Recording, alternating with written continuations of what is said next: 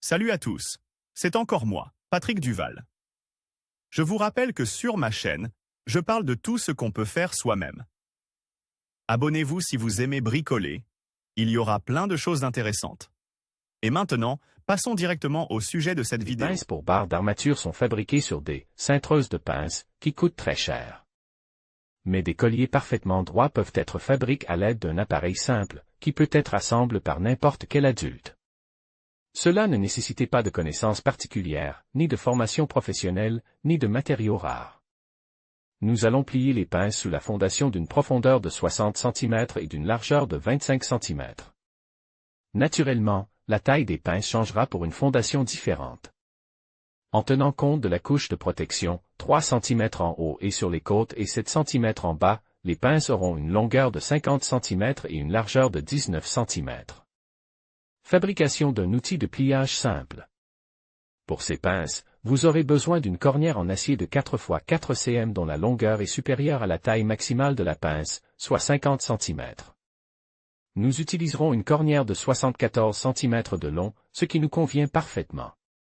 Vous aurez également besoin de 3 boulons de 8 mm, qui seront les points d'arrêt et de fin de course pour plier les pinces.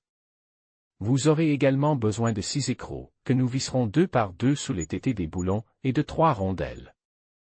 Les pinces seront pliées à partir de barres d'armature de 8 mm de diamètre. Les trous dans l'angle de l'étagère sont percés en veillant à ce que la distance entre les boulons extrêmes soit de 48 cm, et entre les boulons suivants de 17 cm. Le boulon de droite ne doit pas être éloigné de plus de 5 mm du bord de l'angle. Vissez l'angle sur une surface dure. Procédez au pliage des pinces. Pour ce faire, nous divisons une barre d'armature standard de 6 mètres de long en 4 sections de 1,5 m chacune.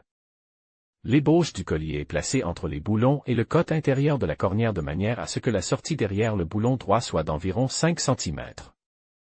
Nous y plaçons une section d'1 mètre de tuyau à parois épaisses et plions le renfort à 90 degrés. Nous jetons ensuite cette section sur le boulon oppose, en la serrant très fort contre la cornière et le boulon. À l'aide du tuyau, nous plions également le côté oppose de la pisse à angle droit. Ensuite, nous prenons l'angle derrière le boulon central et plions l'armature à 90 degrés également. Nous essayons de plier dans un seul plan, afin de ne pas avoir à redresser les pinces par la suite. Placez à nouveau l'ébauche derrière le boulon le plus éloigné et pliez l'extrémité à angle droit. Enfin, prenez la pisse derrière le boulon du milieu et terminez le serrage. Selon ce schéma, nous réalisons le nombre requis de pinces et nous lions le cadre de renforcement.